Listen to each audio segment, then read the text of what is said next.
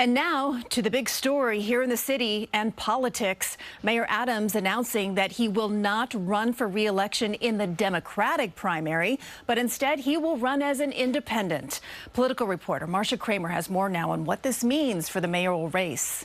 After upending the Democratic mayoral primary by announcing he's not running in it. There isn't a liberal or conservative way to fix New York, but there is a right way and a wrong way. And true leaders don't just know the right path, they have the guts to take it. Mayor Adams didn't go to Disney World. He went to a forum at the National Action Network where the Reverend Al Sharpton asked him about whether he would have the guts to take on Donald Trump, the same Donald Trump whose Justice Department got him off the hook, got his corruption case dismissed.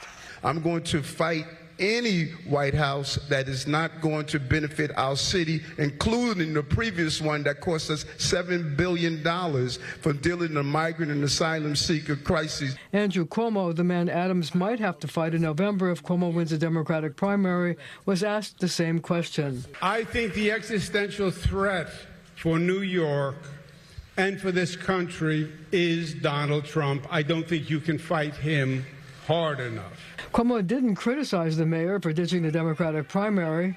That's up to Mayor Adams. Even though the fact that he is currently leading the primary field by double digits will make him the target of all the other candidates. Between now and June, he is for breakfast, lunch, and dinner. Political expert O'Brien Murray says Adams made the right choice in opting out of the Democratic primary because he gets a lot more time to make his case to voters. And it's clear that Adams still has a core group of supporters. I'm generally with him.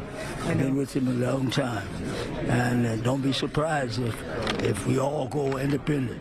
But I haven't really assessed that or talked to him, see what's on his head. And several detractors. I'm obviously very disappointed. I'm a Democrat, a lifelong Democrat. I've known Eric for a very long time, and obviously the Democratic Party believes in certain principles, and now is the time to be a member of the Democratic Party and not to be silent at a time when our democratic values and our constitutional order are under attack.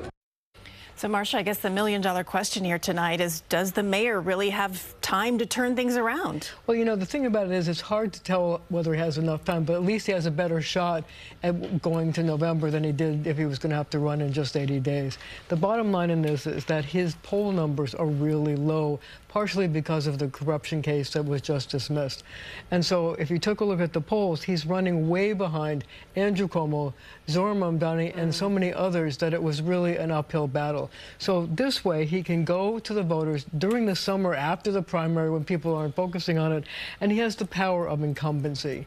So he can go there with his bag of goodies from his budget, and he can promise things and deliver things to people because he is the incumbent, and he does know how to run as a mayor. So, you know, it gives him a better shot, and I guess time will tell. Strategic move for sure. Marcia, thank you. And do stay with CBS News New York for continuing coverage of the mayoral race as we count down until the primary election.